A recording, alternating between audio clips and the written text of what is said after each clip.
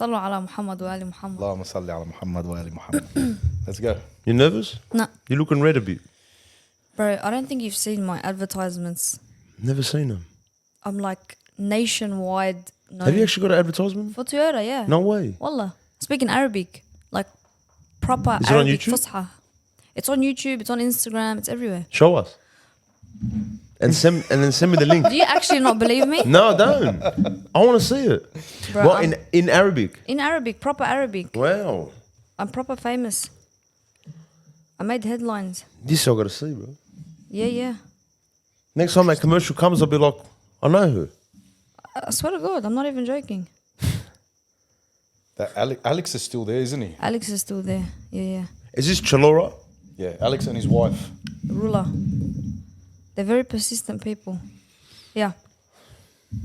جميعا واهلا وسهلا فيكم بشركه نوفو تويرا اللي بقلب شلورة، المنطقه اللي فيها اكثر تنوع ثقافي بتلاقوها بسيدني. نحن هون بخدمتكم لنجرب Bro, I'm telling you. Are you born here? No. I was born overseas. Well, how long you been here? Like 15 years? Fuck, man, you sound full Aussie. Yeah. But hold on, wait, she's only 25. Full So. ghetto Aussie, but too. I'm like she's Tilapia full Street. fucker. I'm like She grew up in Tilapia Street. Tilapia Street, bro. Tilapia Street. Yeah, I know. Victoria Road. Like the whole shebang with So the you shoes came on in when you were- the line. So you came in when you were 10? 6. So you've been here like... I came. been here for about 20 I years. came like as soon as the war was finished in 2006. Okay. So we Okay, fled so from. about 18 years. So we fled from Lebanon. From Lebanon, we caught a bus to Syria, and then from Syria to Jordan, and then from Jordan we waited for the Australian embassy to come and actually collect us because my dad is Australian Okay. and my parents got married in Lebanon, but my mum is born and raised in Lebanon. Yeah. So they had me in Lebanon, and then back and forth, and then the plan was to stay in Lebanon because my mum used to work for the Queen of Saudi Arabia. Oh, well. She was her personal assistant. Oh, well. And the personal assistant, like she was her personal assistant, and she had told my mum, stay with us, we'll give you the Saudi citizenship. It's very hard to get in Saudi Arabia. But at the time, she had promised her that. And she had told my mum, your daughter would be put in private schooling in Saudi Arabia. We'll give you guys a piece of land because that's Part of like a package. that's part of like your package when you're a citizen in Saudi Arabia. And then we'll look after your husband, we'll look after you. And the tips back then were like pretty big, working for the royal family. Do you know what I mean? So that was the plan initially. But then my dad changed the plans and he's like, nah, let's go to Australia, this is that. It wasn't the plan for us to actually stay here and live here. The plan was to go to Saudi Arabia, like go to Saudi Arabia and do 6 months in Saudi Arabia, do 6 months in Lebanon. But due to the civil war in 2000 and the war in 2006, a lot of things changed, especially in Lebanon, South Lebanon, all of these things. So my dad made a good choice and said, let's come here and let's continue life here. Let's grow the family so our children can have what you didn't have. He was saying that to my mum. Because my mum, obviously, she dropped out in year 3. There wasn't enough money at the time. She had to go and work. She's one of 8. She's one of 8. So at the Old time, school families. yeah, old school family. Like it was very hard for them to actually grow up with a proper education. Like even brushing your teeth wasn't a part of their routine. So their routine was so like dismantled and disdained.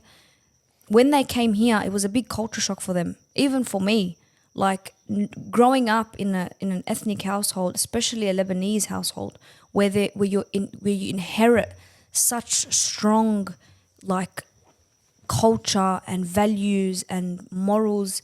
When you look at the outside world, you're like, oh my God. When you look at like the Western world, even if you grew up in Australia, because most of your time you're looking at your parents and what your parents do and what your parents teach you. So when you're at school and you see something it's a culture shock for you when you see something like complete opposite of what you're used to. Do you know what I mean?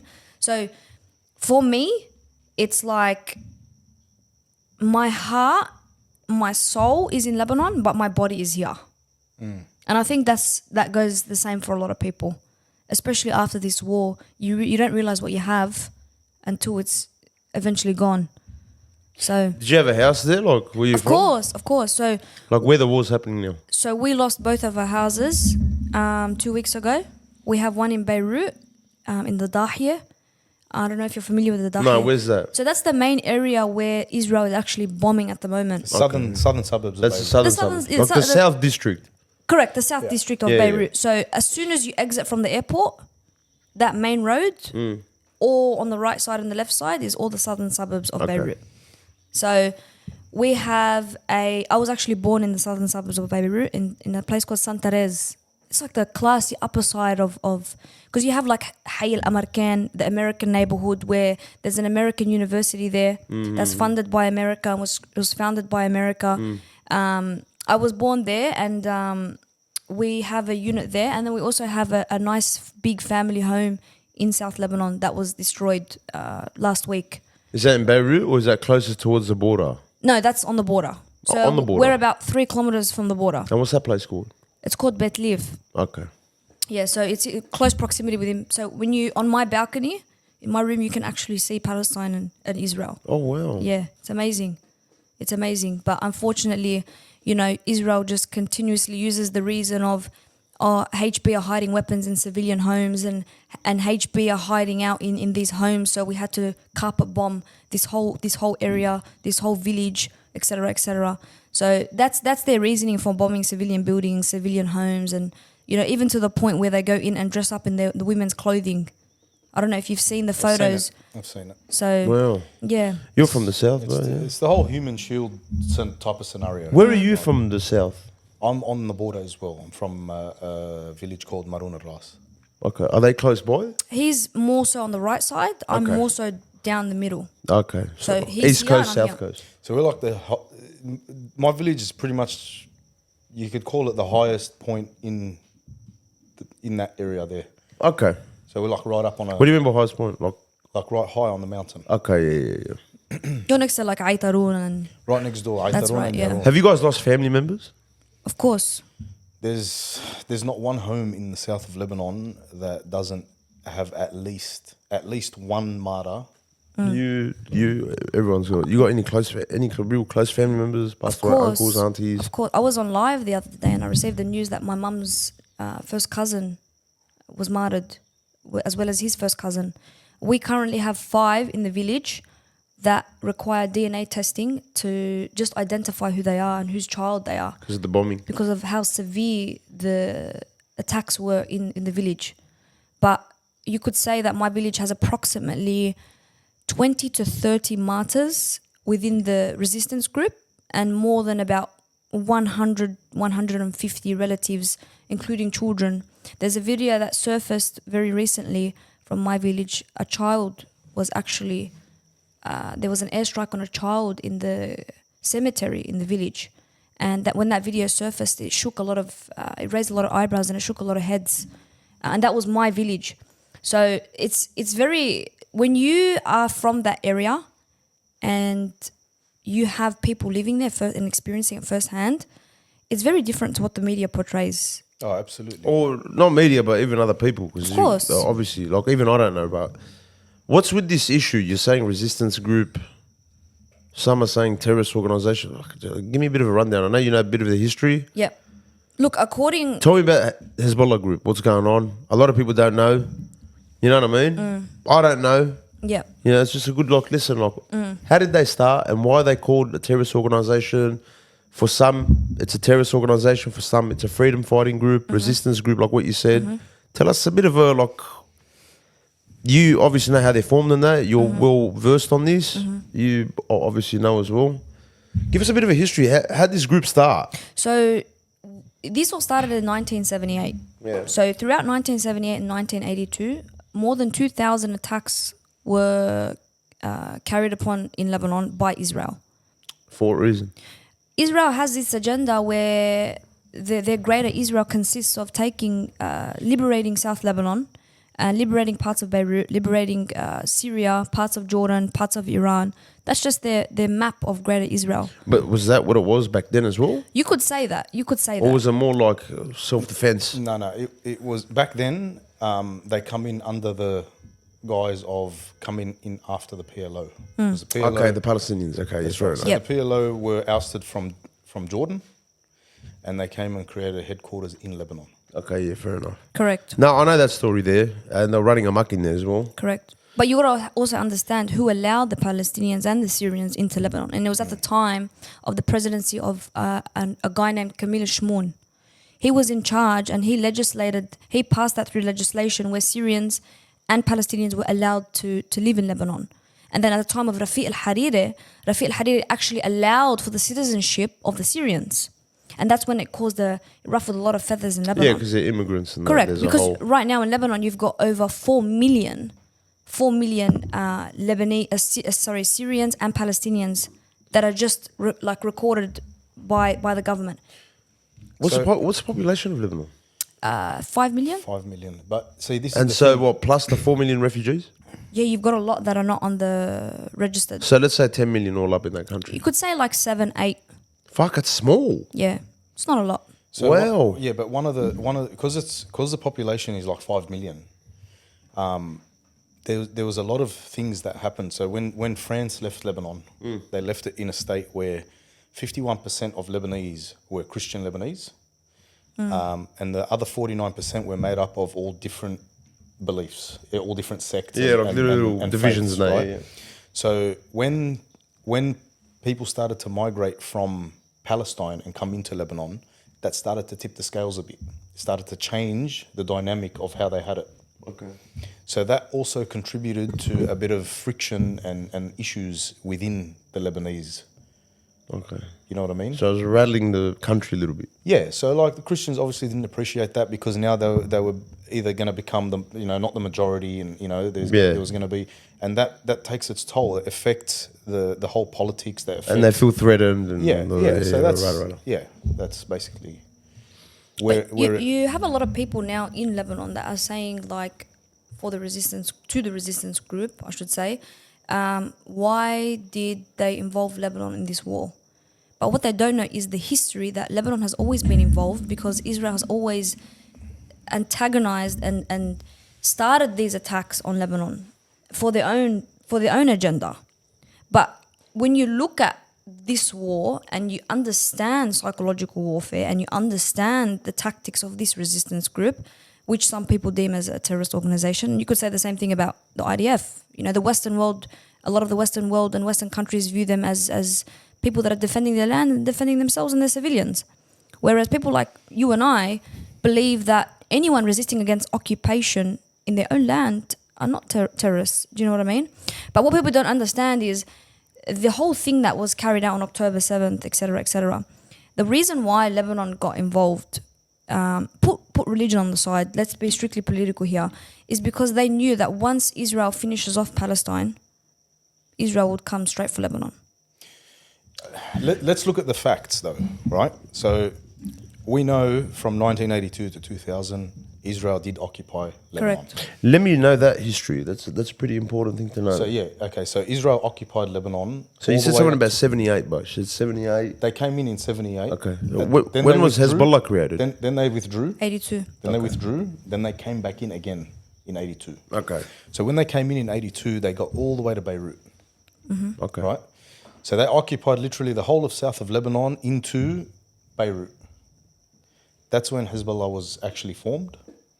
And they were formed as a resistance group to start to free their land again. Because you got to remember, there was a lot. I went to Lebanon in the 90s myself. I couldn't go to my village.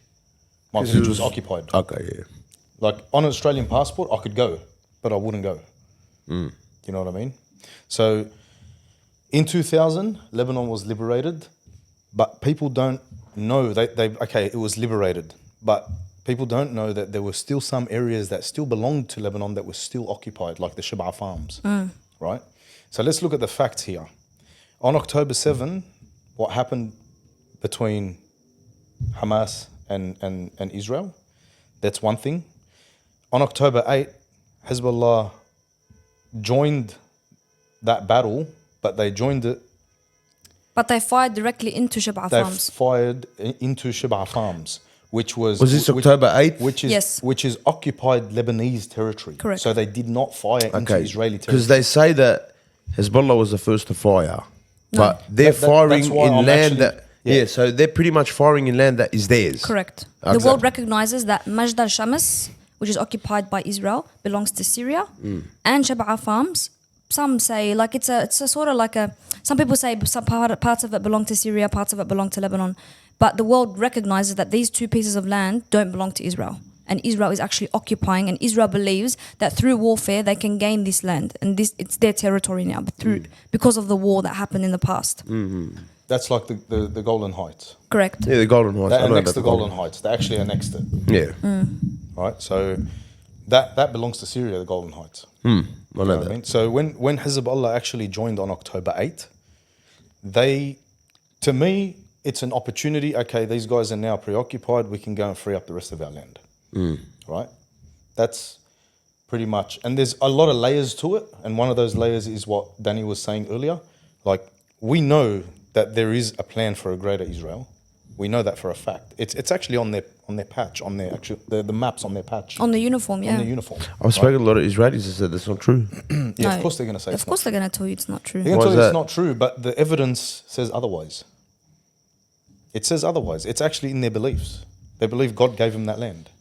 Now, whether God gave them that land or didn't give them that land, at the end of the day, there's people living there, and if you want to take that land, you can buy it, man.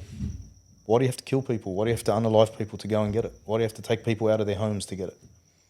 I wonder how was Hezbollah created? Was it just a bunch of guys that were just getting oppressed and they said let's form a faction? No, it's a lot bigger than that. It's a lot bigger than that, because at the time of the Islamic Revolution, not long after, did Iran step into Lebanon after Israel came in and said, hey, let's help you resist against the occupation of Israel. Let's help you form a resistance group. So when this happens again, you actually have strength, because when you look at the Lebanese army by law are not allowed to carry any war weapons. Like They're allowed weapons, but they're not allowed specific weapons that Correct. are actually going to harm correct. for the protection of Israel. Same way that Palestine was supposed to be literally demilitarized. When they come up with a two-state solution, one of the main conditions was Palestine needs to be demilitarized. No military was allowed for Palestine. Took a zone. Okay, but why? What's the reason for that? So they don't attack them? But Hamas wasn't formed until like the early 80s. But the reason why Hamas was formed to begin with is because they didn't have anybody to protect them. So when you're demilitarized and you agree to this and you become a two-state solution, and then the only reason why you would want to arm up or do something is when you're actually getting targeted Or self-defense, like every other country has the right to have an army. and oppressed. So when you're oppressed, what happens? You resist. Is that the same in Lebanon? Lebanon has more than one group. But what about the army? Is that the same rule applies for the actual army? Like they're not allowed to arm up, No, have tanks they had to destroy. They had to take apart 3 tanks just to make 1 tank. This is fact. This is known fact. The Lebanese army.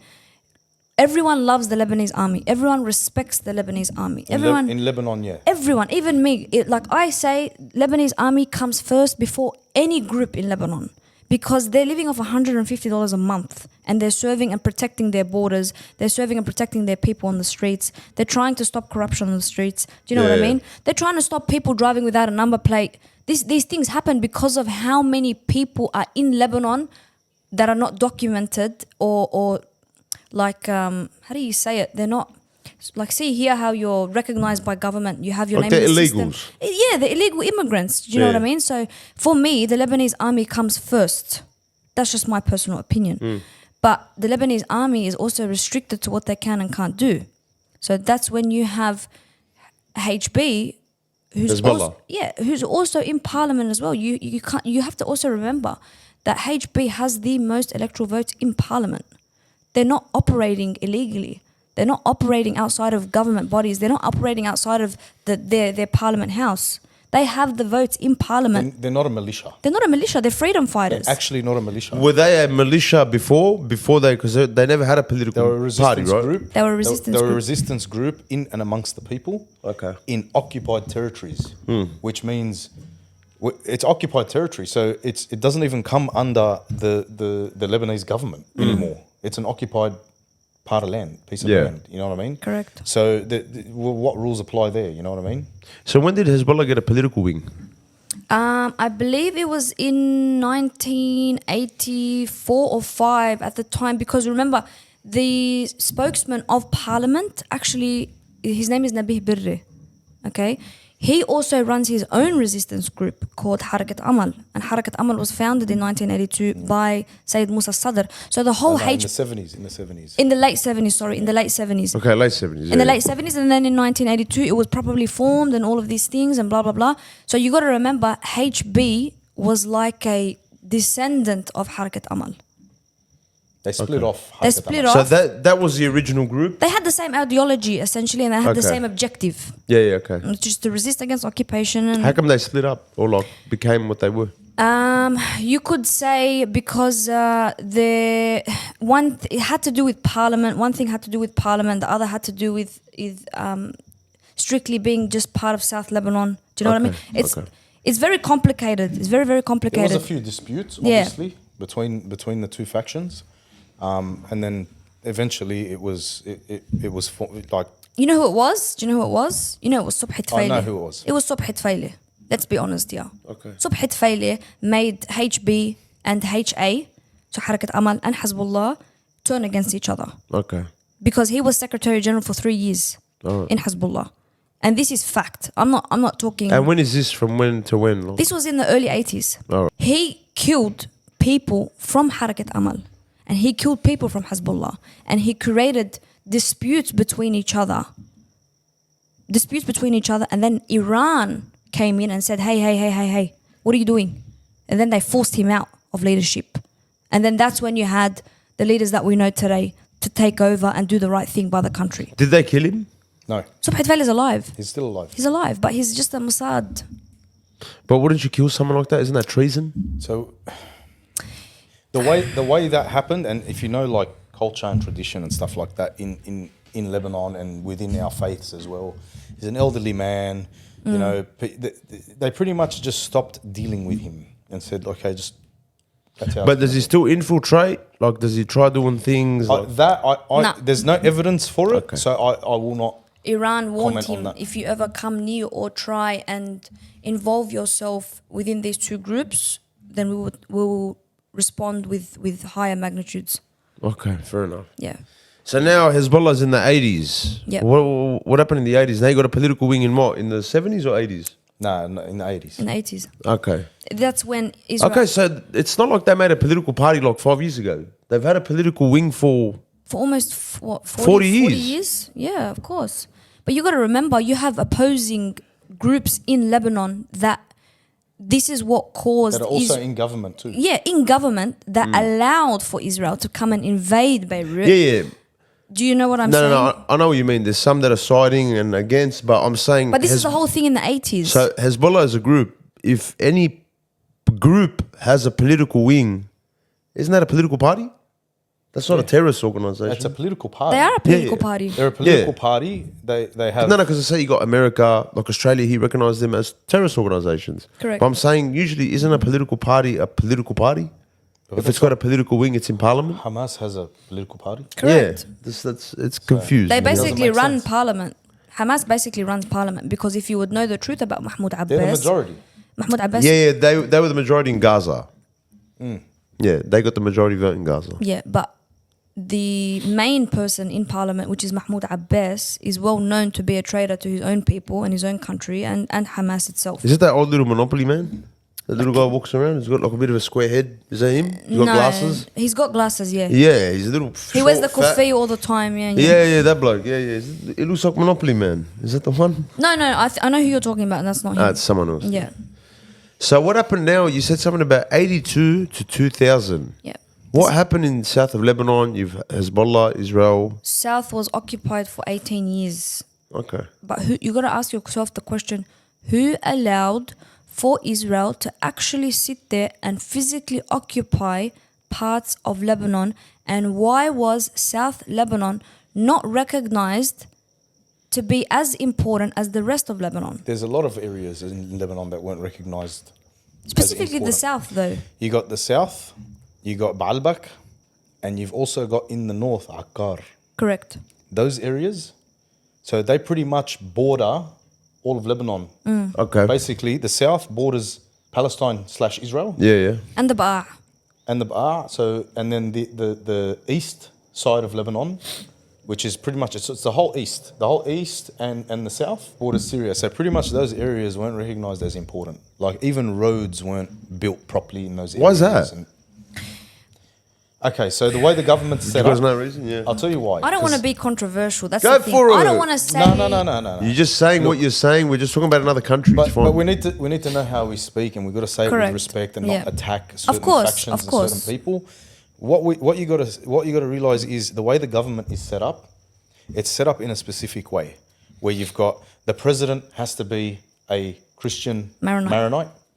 The prime minister, Prime Prime Minister. Minister is a Sunni Muslim, and you've got the Speaker of Parliament who is a Shia Muslim. Okay. What do the Druze have in them? I have to double check that. The Druze have a seat, have a certain. Okay, so there's position, different right? sects that. The people that were in power pretty much looked after their areas. Okay, fair enough. That's as far as I'll go. I won't go further than Yeah. that because there's a lot more to it, and it will upset some people. And it's all about unity at the moment, and it's not about division within the country. We've Okay, got a bigger fair enough. problem to deal with. If we don't deal with that problem, the external issues, then we won't have a country to fight over. To be honest, so Okay. that's what I believe. I won't take part in that. You guys are from the south. You're very passionate. What's the? What is it? What is it? Like, I mean, I've spoken to a lot of the people from the south.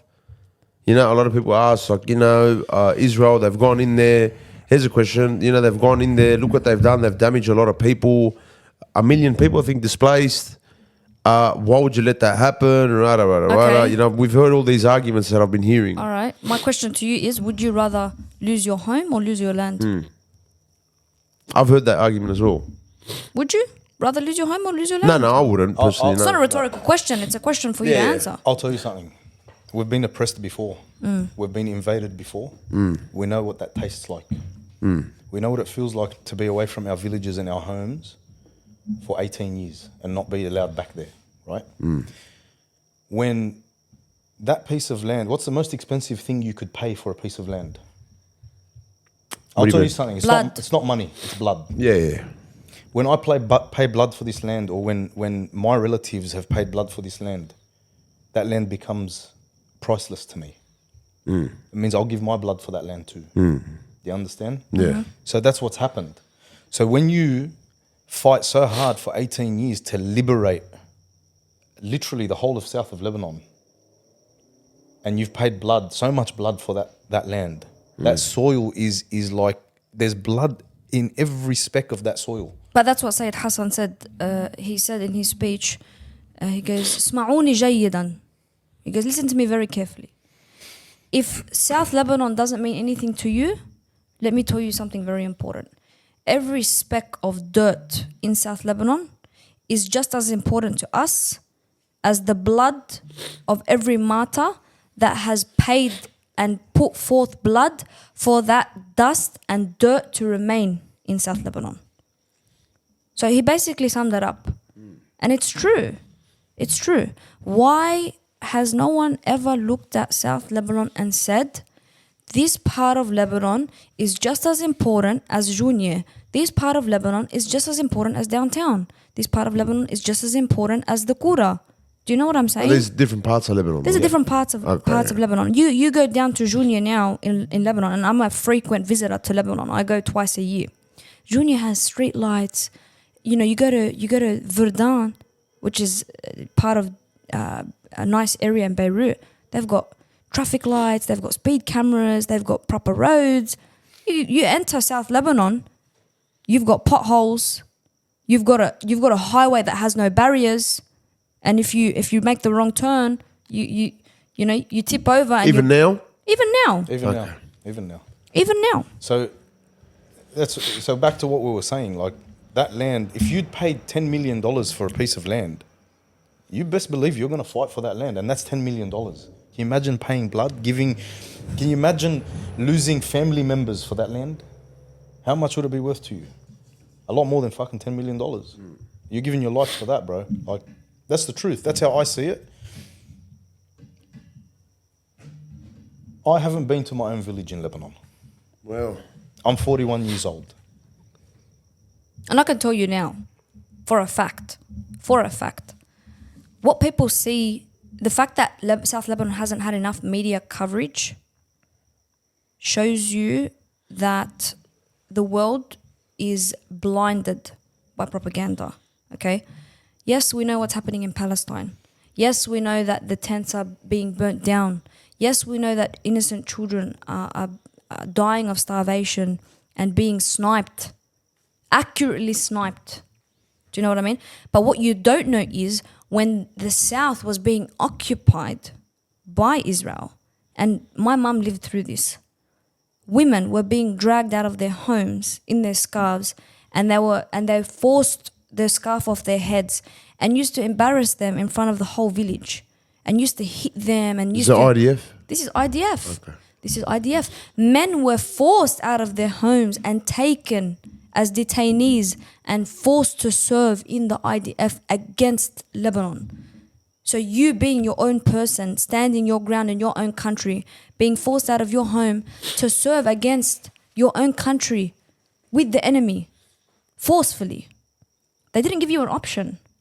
They didn't give the woman the option before they dragged her out in the streets and started bashing her. And it's not like they tell you, okay, if you don't, we'll kill you. Because if that was the case, they'd choose death over that. Correct. They'd use their family members, their women, their children. This is what used to happen. This That's is what the they do. brutal truth of what South Lebanon went through. This is the brutal truth that people don't know. Why? Why is there not enough coverage about this? Why now are people opening their eyes and coming to the realization that South Lebanon is also oppressed? Why don't people know how many martyrs South Lebanon has on the road to Jerusalem? Why not? What's stopping you from opening your eyes to the truth? So this is why there's these reasons you're having oppression that you guys say with family. This is why, like, one of the main reasons why Hezbollah came up as a group Correct. to represent South Lebanon Yes. Yeah. and be a political wing and be like you're saying, resistance group. Even though Australia, America, and all these recognise them as terrorists, but you guys have family there. There's been atrocities with the people of South Lebanon, right? And then that's where Hezbollah's formed now. And they started fighting them. Was it straight away, like, just guns blazing, or how'd they do it? No. It was a little bit more civil than that. Section by section. Yeah. Bit by bit. Like, painfully slow. 18 years. A lot slower than how quick they got in. Put it this way, in 2006, they had an army of 4,100. And now they have an army of over 150,000. That's how much they've grown since 2006. They have been preparing themselves because they knew what Israel was going to do in the future. They knew the tactics of Israel. They know how to outsmart Israel and America. Benjamin Netanyahu, what did he say before the ground invasion? We're gonna invade Beirut. As soon as we start we're gonna get to Beirut. He did say that. As soon as we start the ground invasion, we're gonna get to Beirut.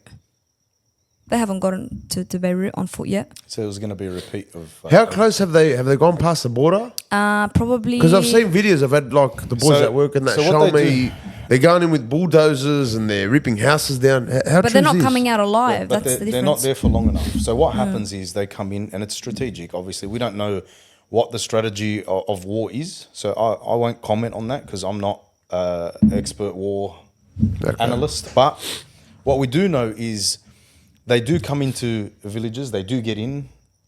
They do manage to put up a flag and take a few photos, and then they end up getting carried away. Straight away. Even with the bulldozers and that. I've seen Straight a video away. where, like, a They house bull- is full they- going. they Like, they've bulldoze- literally leveled the whole house. Yep. So Okay. those videos are propaganda tactics to show the world, oh, look, we're in Lebanon now, we've got here now, we've done this now. But the truth is, and obviously if you want to do your research, there's a lot of media outlets and social media outlets you can actually find which tell the truth, which you can actually see footage with your own eyes, what is going on, what exactly is going on in South of Lebanon. Go to Al Mayadeen English, for example. Yeah. It tells you the truth and unbiased side of the current war that's going on. The video, did you see that video that was surfacing of the Israeli putting his flag in, I think it was Yarun? They were cheering because they were able to put their flag, but what they didn't know, the whole time that they put their flag into the ground of South Lebanon, Hezbollah was hiding and spying on them. And as soon as they stopped recording, they were immediately assassinated. I saw that. That wasn't in Yarun. It was. Oh, Maruna. Coming in. So all those videos. Sheikh Naim Qasim said, "We want you to come in his last." And who's that? He's the new Secretary General of Hezbollah. He said, "We want you to come in. Come." He's very confident in the way he speaks because I don't know if you've seen the video of Imad Mughniye. Allah yarhamu. Who's that? Imad Mughniye was also Sayyid Hassan Nasrallah's right-hand He man. was one of the generals of Hezbollah. Okay, yeah. In that Responsible command for, system. for the training and stuff like Correct. that. He's a very There's high commander. There's a video Yeah. of him surfacing now saying, "Shababna mumayyizin." Our men are impeccable. The way they're trained, their situational awareness, their tactics. Even one of the leaders on the ground invasion gave salutes He did. to one of the Hezbollah members that took out 31 IDF soldiers in a day and a half by himself. By himself. And the IDF thought that it was a troop that was taking out these 31 members. So they sent an drone airstrike to that certain area. After they done the bombing with the drone, they came to that piece of land and then they were looking for all the bodies. And then they only found one body. And his name is Ali. He was a young man. He took out 31 by himself. And the actual, I think he's like a commander for the ground invasion. He gave salutes to him for his strength. That's the IDF guy? IDF. IDF himself. This is So, fact. so This he's was showing actually- he's showing respect. This was Yes. actually on mainstream Media. mainstream media in Lebanon. Yep. This was actually like, this is not something that we're just I'm not making this up. like. It's I wanna not see this something that video. it's not something that we've Telegram, heard. my Telegram. Even Netanyahu himself has said and state, and I quote, "We have underestimated and undermined the strength of Hezbollah in the ground operation. The only strength that IDF carries now, and this is a fact, is their air the air. defense system, their No, Iron no. Dome and the F-35 jets. The Iron Dome's not. It's basically useless now after Iran's attack. They shot 3 major batteries with their hypersonic missiles. This is fact. I'm not making this up. The damage that Iran caused to their Iron Dome and their military bases at the time of the 198 or 201 ballistic missiles that were sent into Israel was something beyond words can describe. I think the number was 55 million. They hurt him. They hurt him bad. They did. They hurt him because you could see the lack of intensity after they received that strike. Correct. Okay. So there was a very high intensity on Lebanon at the time when Iran actually struck, and it was a retaliation for the assassination of Ismail Haniyeh in Iran. So that was their response. They chose that time. They did it, and they got him good. Israel doesn't obviously Talk about disclose what the damage was and says it wasn't that, damage wasn't significant. However, you could see it in the lack of intensity with their strikes on Lebanon. They couldn't really they couldn't keep the same Yeah, yeah, yeah. magnitude. They couldn't keep the same Yeah. magnitude. Yeah. They're not on the same wavelength as Iran. What about the people? Now, how many have been displaced? About 1 million? Yeah. What's the support like? Are they some turning? Because you hear people saying some are turning on Hezbollah. Bro, look. Some are saying it's not right. So a lot lot of say a lot of propaganda. them are support. There is not- some. What's the go? I can show you right now. I can open up my phone, right? Go to any social media platform, and I can show you countless videos of people who have lost everything: homes, family members, children, everything. And they're saying, we're going to stay steadfast and we believe in this cause and we don't care how much we lose, right? Every other story I hear about turning, whatever, I have not seen not one person from the south of Lebanon who's lost family members or lost homes or whatever they've lost say anything against the situation and the cause of Hezbollah at the moment in the south. Now, what we hear from people that have fled to the north and stuff like that, we don't know. We actually haven't seen footage. We haven't seen. There's no proof. I've got family members now that they were, when Sayyid Hassan told them to evacuate the south, they went from South Lebanon to the southern suburbs of Beirut, because usually you have a house in the village and you've got one in the southern suburbs. You go to the village every Friday, Saturday, Sunday, and then whatever. Or in the summer, on the summer holidays. Correct, that's right. So they were displaced from South Lebanon, then from the southern suburbs of Beirut, and now they're all the way up in the north in the Araz. Okay? But within time, okay, because they're slowly going north. Yeah. Israel slowly, because you saw that bombing in Zgharta. They're slowly Progressing. but the reason why they're doing Like that is slowly they're trying to bomb everything. Is that what you're trying to say? They kidnapped someone from Batron. yeah, but what they're What's trying... that? Batron's in the north. It's Okay. a Of Christian Lebanon. area, predominantly Christian area. So what happened? See, that's interesting how they come into the Batron, because a lot of people are. You know for- why? How they did, but do you know how they were able to come into Batron? Because there's no Hazab there. That's what I was just gonna say. There's a lot of people that have the opinion of, okay, why not leave it to the army? Okay. Correct. And a lot of people are having the opinion of, oh, you dragged us into this war. Okay, so what if the army dragged us into this war? Would you be saying the same thing? You're still having the same consequences. That's one thing. Another thing is, okay, they're on the opinion of, okay, the army should defend our land and not a group and stuff like that. No problem. You're allowed that opinion. We respect your opinion. But the outcome of that is 25 Israeli soldiers came in and kidnapped somebody from the north of Lebanon, where Hezbollah doesn't exist. At 2 The a.m. Lebanese army's there, and they got him. Correct. So And what was the point of that? it's a matter of capability as well. If the Lebanese army was capable back in 1982, there would be no Hezbollah today. Correct. Okay. Their capabilities are not there. Why can't they join forces together? Like, can they merge as an army? Like, Well, there's a lot of controversy when it comes to that, because when you look at the leader of the Lebanese army, It's infiltration. He It's- opposes a lot of things that the resistance group does. Regardless, even if there isn't, there's a risk of infiltration. Correct. okay. And then as well, just for the, so obviously there's a treaty or a deal or whatever it is for the arms. They're not allowed to have certain arms. Hezbollah has arms, has actual weapons that are not allowed for the Lebanese army. The Lebanese army as a government isn't allowed to possess them. As well, the Lebanese army So- carries hand-me-downs from America. So all of their weapons are second-hand. Okay. They're not brand new weapons that are made in the factory and just given to the Lebanese. Plus, that's another reason why Lebanese army cannot fight, and that's why it's illegal, okay, for starters. This is why Lebanese army cannot go against the IDF, because it's like going against the same person, because America funds the Lebanese army with their weaponry. They're incapable. They're actually incapable. They're strong and men, but remember- I'm not talking about militarily on the ground and in Yeah. combat. I'm not talking about You're talking that. about the technology. I'm one. talking about the Resource. technology and the resource. Yeah. They don't have the same capabilities. They don't as have the Israel same does. arsenal, They no. just don't. It's that simple, and we all know that if you don't have that, then you're at risk. It's simple as So that. what's the issue with Hezbollah that people have in Lebanon? Say it how it is. Don't worry. Okay, I'll tell you what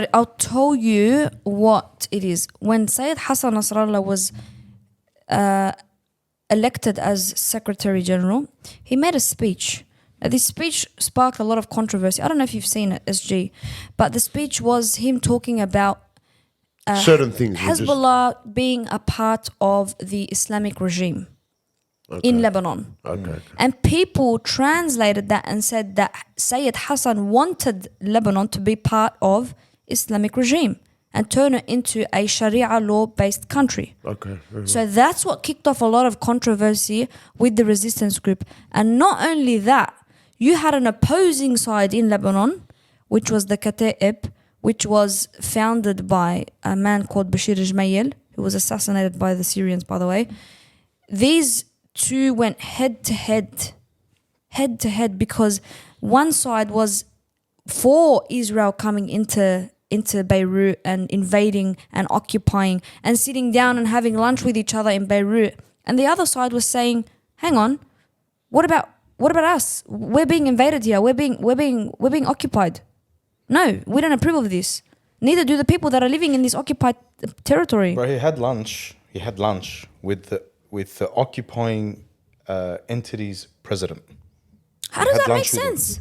And that entity was occupying Lebanon all the way to Beirut.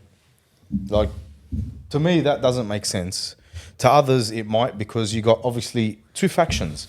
You got factions that want to be Western aligned, and you got factions that don't. Yeah. Factions that want to stay true to their Arab heritage. That's the truth. That's the blatant truth, and that's just how it is. Now, there's a lot of Western aligned countries that are good countries.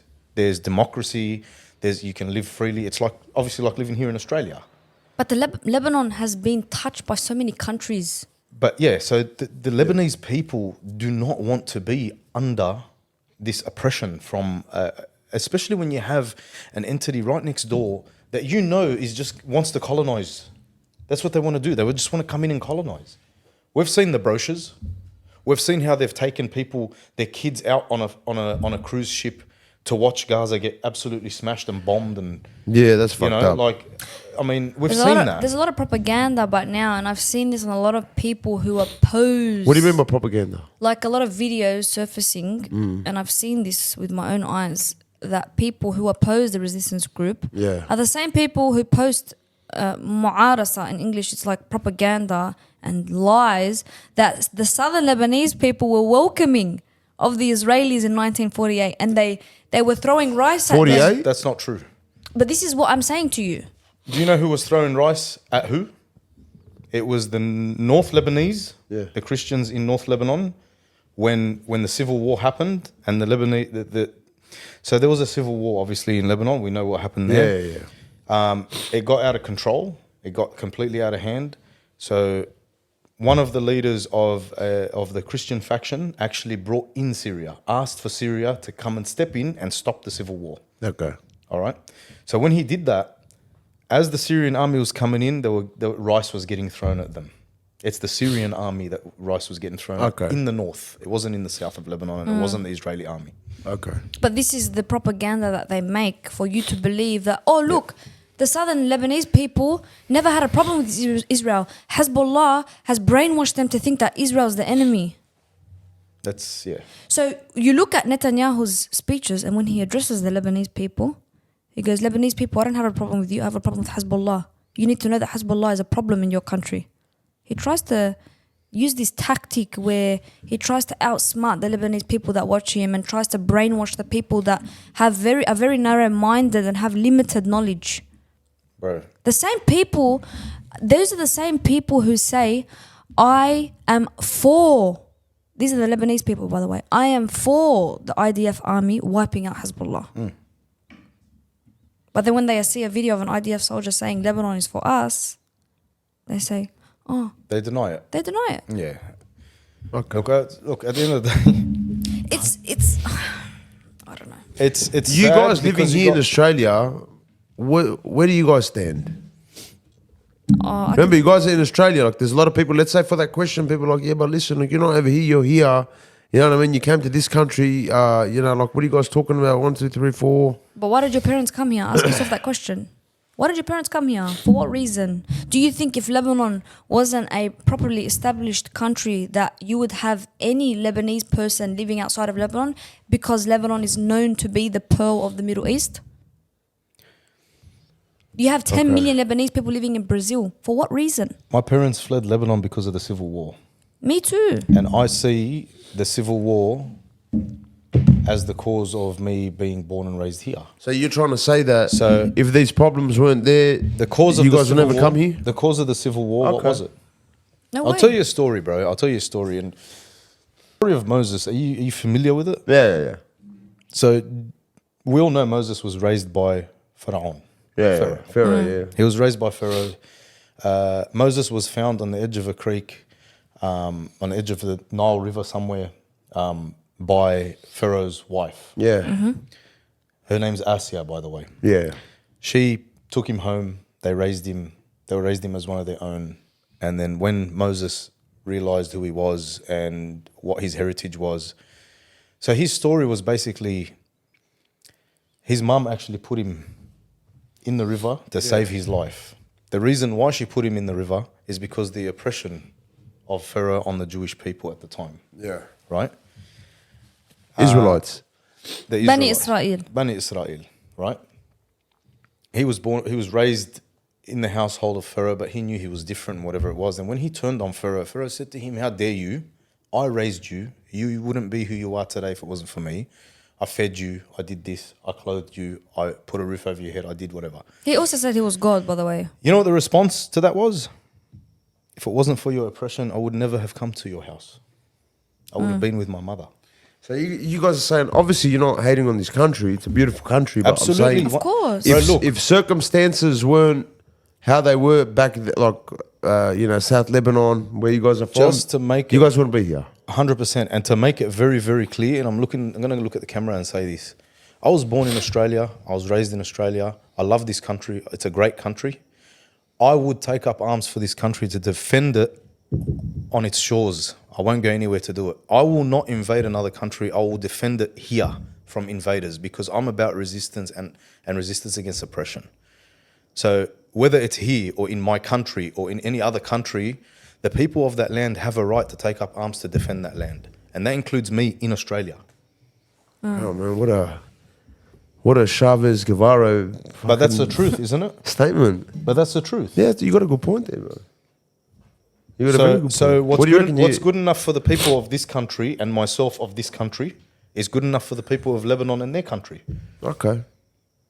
Would you guys go back if it got like good? Like say if everything went back to normal, South Lebanon's beautiful I now. can tell you now, my mum is waiting for victory, for them to just say, okay, the ceasefire has happened. Israel's withdrawn. Israel stopped. That's it. They don't want any more of this smoke.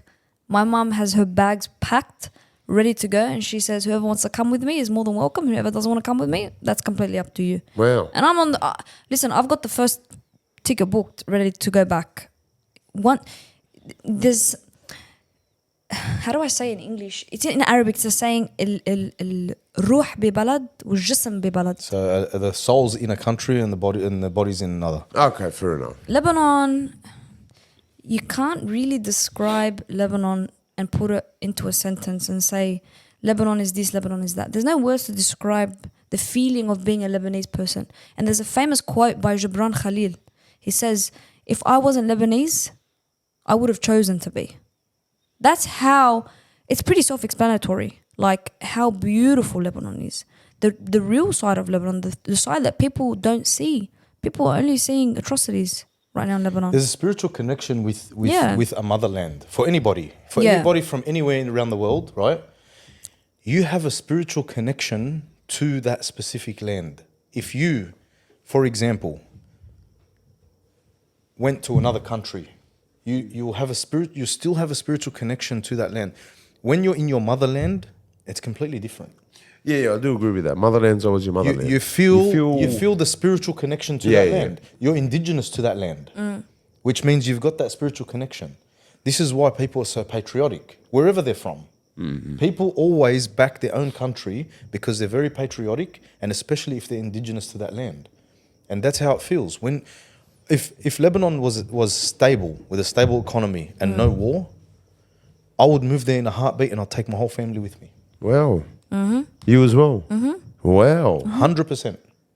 There's nothing, bro. Look, I'm sorry. I was a courier for a while, yeah, and I'd sometimes go out, and before these areas were developed, the new areas and stuff like that, a lot of bushland. I used to go out to, for example, Camden. I used to feel uncomfortable. I used to get looked at like, oh, who's this Arab? But is that like that's a It's small group? It's not paranoia. It's actually real because Is that a small group looking at you like that? Not the majority. it's not. No, not the majority. I'm just saying. Yeah, that yeah, okay. You feel like an outsider in certain areas. Imagine being in a country where you can go anywhere and you don't feel like an outsider. You're at home. Like waking up in the morning, and smelling the ahwe, smelling the Lebanese coffee from your neighbor in the next building. You know what I mean? Smelling the smell of the coal burning on the argile from your neighbor below you. Waking up to that smell, waking up to the smell of, in Beirut, that smell of petrol and cigarettes and The pollution. The pollution. Fresh air. do you know there was a song made? It says على لبنان نحنا رايحين والعجقة والفوضى شو مشتاقين. We miss all of this. Like the hustle and bustle and Okay, Yeah, But and like the the ghetto. madness. yeah, the And the madness. Yeah. madness. The madness. Okay. But that's city life in Lebanon. But then Yeah. you got the village life too, which is completely different. Peaceful, but look, majority of South Lebanon is like a quiet. Yeah. Your yeah. main city in South Lebanon is like Sur, Nabatiye, Bint Yeah, Jbel. yeah. These are like the main attraction, Saida. But Yeah. for the most part, South Lebanon is known to be very peaceful And quiet. and quiet and very. But some say when you go into South Lebanon, you get sick because the air is clean. Wahyat Allah. You need to eat an onion. Yeah, if you're from Beirut, yeah. Wallah. Yeah. Have you gotta heard that before? Eat an onion from the land. Wow. You got to eat an onion from that land. So if I go there, I got to go with the onion. Yeah. I don't eat When I'm with onions, ya. bro. I don't know. Listen, I remember going to Lebanon when I was 14 years old. And the difference between Australia and Lebanon, I'm not saying I'm talking about society there, right? The social side of things in Lebanon. Talking about the social differences between Australia and Lebanon. So Australia is all I knew, basically. I was born and raised here. I went there when I was 14. When you see how social people are, like literally, like you don't know anyone, right? You walk through, and every evening you go for a walk, you cruise around. There's people on the side of the road selling corn, and you know what I mean. Like it's just a nice vibe, right? But everyone, you say hello to someone at least 50 times a day. Like anyone you walk past, they say hello. They These give salams. people love life so much. You don't know them. Over here, your neighbor next door doesn't even know you. Correct. Like And what? Your next door neighbor. Everything shuts at 8 o'clock here, but in Lebanon, everything stays. it's a open. very family kind of, because it's your homeland. Everybody's of the same heritage. You understand? So it's very different. It's very different. It's a culture. Lebanon is a culture. This is why Israel was a piece of Lebanon. Regardless what religion or faction or whatever you are, when you're Lebanese, and I think it's like that in a lot of European countries, a lot of, South America's like that, where it's a culture. You all have the same type of culture. It's all, you understand, everyone's got the same, you know what I mean? It's inherited. And so when you go to Lebanon for the first time, you're not at shock. You're not in shock. You're like, oh, this feels like home. This feels like, You do. It feels like you know what I mean? Fair enough. But this goes back to my point of when Israel says we want peace. No, you want a piece of Lebanon. You don't want peace. And this is one of many reasons. Look, they've advertised already. They've made brochures. Yeah. They've advertised. I've seen those. I was like, oh, it's a bit disturbing. Yeah. Did you They made see brochures. what the UN Congress what he put up, the good and the bad in the Middle East? No. And the bad was Syria, Lebanon, Yemen, Iraq and Palestine. And the good was everyone else that allies with Israel. So Like the people, Saudi Arabia, Saudi Arabia, Egypt, Jordan. Okay. Yeah, the people who didn't sell out their Arab heritage, basically, are the bad people. Correct. The sellouts are the good ones. Don't be scared to say it. Say it. That's the truth. Say it. Condemn it. I wanna Condemn say- it. Condemn Saudi Arabia. Condemn Jordan. Condemn Jordan for intercepting those missiles that Iran did. Condemn it. Why are you intercepting their missiles? Why are you intercepting their retaliation when Why they are you shutting your borders on Correct. men, women, and children who have nothing to do with this war? Why did Egypt shut its borders on October 8th? Why did you assassinate someone in Iran with zero collateral damage? However, you can't manage to take out Hamas in Palestine without any collateral damage. I think the Adidas trackies and the thongs are putting them off a bit. Yeah, they fight in trackies and thongs. Yeah.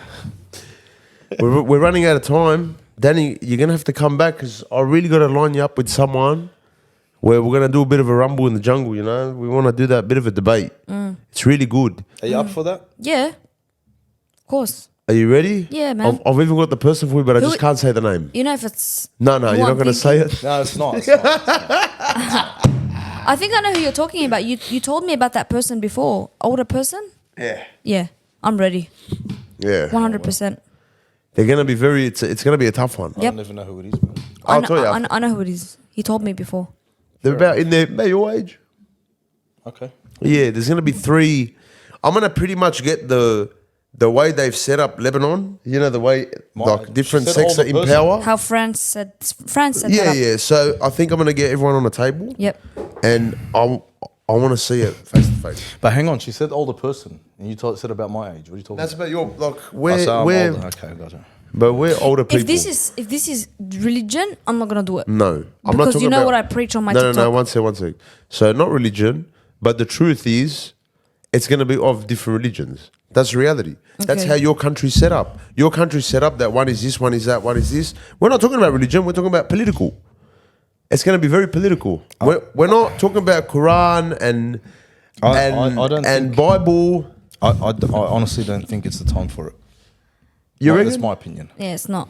Wait till the South is liberated and Beirut is free from all of this rubbish that's going on. I'm and more than happy to have wait till a- Palestine is free, and then we can talk secular. Would you guys sectarianism. think? Okay, so you look at TikTok. You see, there's a lot of lives that are against.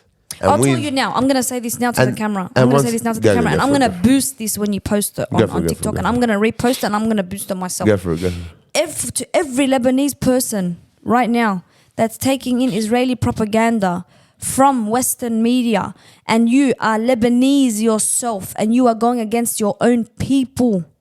I'm telling you now, you're worse than the Zionist, and you're worse than the spy in Lebanon that gets paid out $15,000 or $700 for one singular photo. I can tell you now for a fact, you being the person that you are, selling out your own people, all right, for Israel,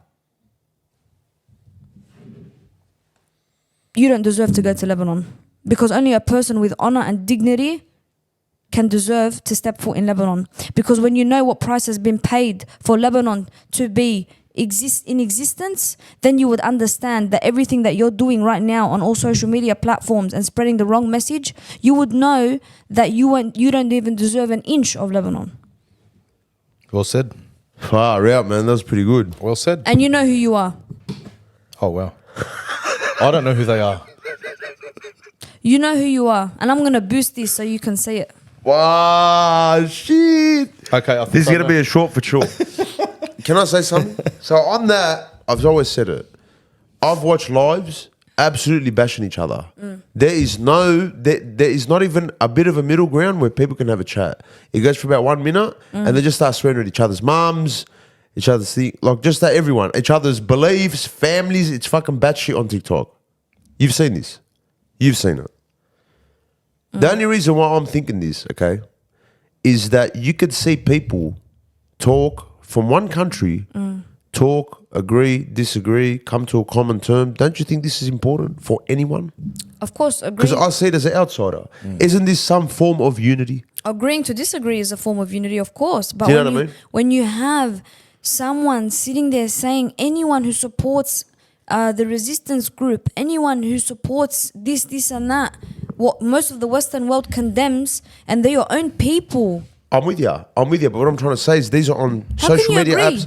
No, but these are social media apps. Tell me how many people have bring a couple of Lebanese people together Me, on a table, me, face to face, me, with a camera. me, When have you done that? at my house all the time. No, not at your house. She's Oh, talking about. you mean podcast She's wise? talking about. Yes. Nah, bro. So look, you don't need a I'll tell you podcast what. to show unity. No, but I'll one tell you sec. something. It's not, but it's not that. But I'm saying clearly, has anyone done this? Look. Do you want to grow ahead? Is that what you want? I don't get it. No. No. I'm saying What the he's hell? saying is. Because he's looking at me saying, say me, say me. No. What are you on about? Yes, you are. Anyway, No, continue no, what you were no, saying. no. Continue what you were saying. Leave this. This is gonna stay. This is hilarious. Yeah, this is hilarious. I think you're misunderstanding. All right, go. Repeat. He's saying. Oh no, I no. know what he's saying. I'll explain it after. I'll explain it after. I'll All right, explain it. explain it to me after. Look, I forgot what I was gonna say, bro. That kind of rocked you what you said, eh? Yeah. Look, the message is very clear from every side that has common ground. So what I was gonna say, I remember now. Go. These things, look, a lot of that mentality and that opinion comes not from a universal love for the land. It doesn't. It comes for opposing the other side. That's what it comes from. When you're doing something for the sole purpose of opposing the other side because you don't like them, it's no longer now for the right reasons. It's not valid anymore. It has no value. It's inherent bias.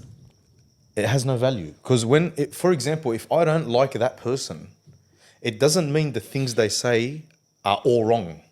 Just because I don't like the person. Yeah. Do you Of understand? course, 100%. So if me personally, and there is a saying out there, and Imam Ali alayhi salam actually said it, do not look at the person that's saying something, look at what's being said. Very good point. Do you know what I mean? 100%. So I think a lot of people should go by that. yeah, absolutely. But that's the thing. So there's a lot of things right now, what's happening, especially in this situation in Lebanon. There's a lot of animosity towards one side. But Israel is very good at dividing people in Lebanon. They are 100%, and that's why I don't, me personally, or do not contribute to that. Because if I do contribute to that, it's that agenda working. Okay. I will stop. I stop that. I don't allow that. I will not go and have a back and forth with somebody. I know. It's better not to. I won't do it because all that's doing is playing into Israel's hands. All that's doing is playing into the oppressor's hands. They've done it before. It's happened before, and we saw the result. Israel loves to be very secular. Like I've had multiple examples of a lot of people from Israel in my panel, and I'm debating them with a Sunni, for example, and I'm a Shi'i, and we're working hand in hand, debating them. And then they say, but don't you guys have a problem with each other? You're Yeah. Sunni and you're Shia. Yeah. And then someone in the comments will hate on that person in my panel. Some Shia will hate on that Sunni person in my panel, which I don't allow, right? It just fills And their then head. and then it supports becomes their like agenda. on. You know what I mean? It becomes on. But that's because it's on an app. It's on a live. But like this you're gonna is get how comments. they are in general. This is what they did 100%. in Lebanon. You got to understand. What's the Shar'iyya and the It's not even just Gharbiyya? Lebanon. They've done that everywhere around the world. Whether it's Yugoslavia, India, they've done that everywhere. You know, they played that same card everywhere. I just want to ask a question, and I challenge anyone that can actually answer this question and give me the answer that exists today and how it is today, and give me the same, like, you know what I mean, the situation, what it's like today. Before 1948, Sunni existed, Shia existed, Alawi, Dirzi, all those factions existed. Christianity in the Middle East, right? Judaism, every religion is in the Middle East, and every sect of each religion is in the Middle East. When did the issues or that wedge get driven between all those different sects? When Israel came about. Before 1948, was there a wedge driven between those sects? Yeah, look, it's not perfect, but I know where you're coming from. It wasn't as bad as it is now. Did they Yeah, coexist yeah. in peace or not? Look, you have Yeah. to go through war to find Exactly. peace. Let's be honest. 100%. You have to go through war to find peace. It's not going to get better unless it gets worse. Correct. You know, there's all these theories and whatever it is. But my point is, the common denominator of this division in the Middle East, it all falls and comes down to one particular time, one particular point in time, and one particular state. Why did October 7 happen? That's literally the common denominator. Answer me. Why did October 7 happen? Answer her. Why'd it happen? What do you think? Why? Why'd it happen?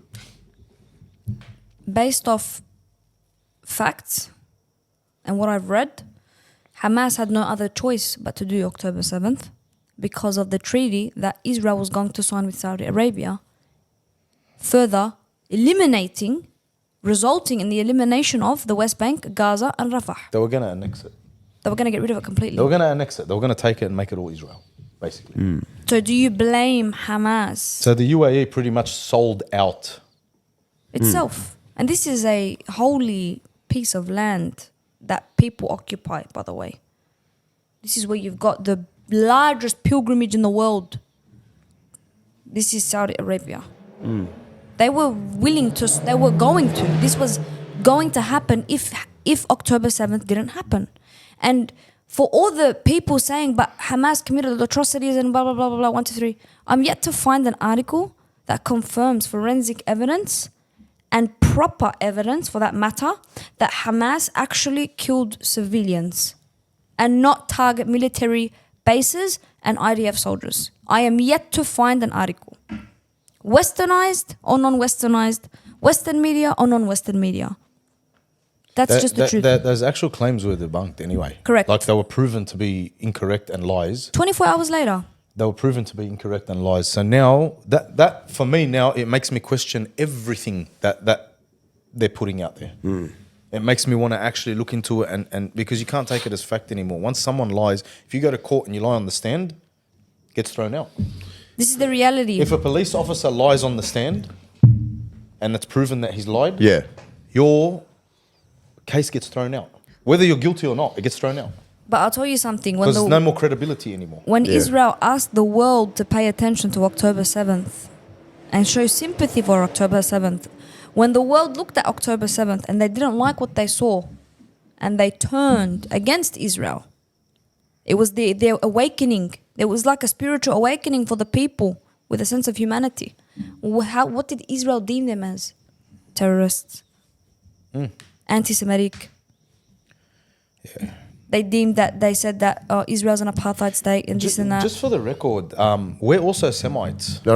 You Correct. can't be We're Arabs. You can't be Aren't Arab anti-Semitic. Semites? Correct. Yeah, you can't be anti-Semitic if you're a Semite. That's like I know. an African American male calling another African American male the N-word. Yeah. It's contradiction. That was a good one. I know you have the N pass. Yeah. No, I don't. I'm gonna wrap it up now. Give me some final words what you want to say about this whole situation. What's happening to the people in the South? I want to say... And people that don't support it, and to the people that have some sort of hatred for no reason. I don't know what the reason is, but they have that animosity towards it. I want to say that all the hate from our own people is manufactured hate and pure inherent bias. And I want to tell my people in South Lebanon and in the southern suburbs of Beirut and the Ba'a and Baalbak and all parts affected in Lebanon, Inshallah, Nasr Arib. And the second that the Nasr becomes a reality in Lebanon is the second that we will all hold hands together again, Inshallah. Once victory is projected in Lebanon, then Lebanon will finally have peace. But when you have people that oppose resisting against occupation in Lebanon, you will never find peace, even if the white flag is raised. Is Jay, you want to say something? She's addressed the people in the South. I'll address the people. There's people that are genuinely worried about war and genuinely believe, okay, we're going up against a real superpower, you know what I mean, in obviously America and Israel. And there's people who genuinely believe, look, they're genuinely scared. It's not about the hate for them. It's not about, manufactured hate or anything like that. They're genuinely worried about the country and they love the country. If you're in the right, that's the strongest weapon you can have. No one's gonna. You stand your ground when you're in the right. It's simple as that. Doesn't matter how strong the oppressor is. Standing your ground is better than bowing before an oppressor. We see it in history. We see it everywhere. Pharaoh told the people, "I am your God, so worship me." You know what happened? Turned out he didn't even know how to swim. He didn't even know who was knocking on his door. Okay, so that's God. Believe in God, man. God is with the person, with the oppressed. He's with the people in the right. That's all I'm gonna say. لا تحسبن الذين قتلوا في سبيل الله أمواتا. Say And that do in not English. worry. And do not worry even if you are killed in the name of God. That's it. Surely the ones who are martyred are still alive. We'll wrap it up. Done, Danny. I want to send my peace and blessings and love to the people of Lebanon and to everyone that has family in Lebanon that is suffering, as well as the people in Palestine. They've suffered for too long, and inshallah, nothing happens without the permission of God. the Lebanese and the Palestinians will find freedom very soon, and Israel won't last very long. For as long as Iran is there, and Hezbollah is there. Sorry. Iran, I'm being serious. Yeah, listen. Sorry. Wallah, put this on. Yeah, this is true, and make sure you put this on YouTube. Israel, you are nothing but a testing ground, okay, and a military base for America, okay. So wake the fuck up. You know, it's gonna get taken down if that gets put on you. They say that Israel's not gonna last 80 years. Guys, till next time. Allah يهدنا إن شاء الله.